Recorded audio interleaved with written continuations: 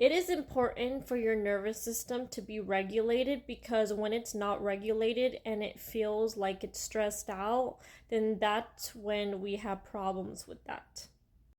For example, if you're in a toxic environment or you're around toxic people or you're at a job, that you fucking hate, and every time you go there, you just dread being there and you just don't like, you just fucking hate it. And so what happens is that whenever we are in those environments, it is hard for our nervous system to be regulated because those environments can be toxic and stressful. And those places tend to have a bunch of toxic people. In situations like that, whenever you start to do the inner healing work, you need to be aware of these patterns.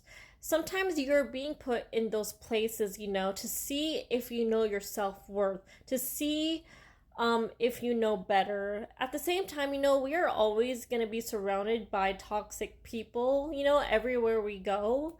But at the same time, we need to know our worth. We need to put boundaries. We need to do the things that we need to do. Especially, we got to listen to our callings in life.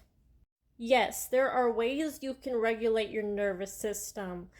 And there are also ways, where you can have a peaceful life. You just have to take the action to make it happen.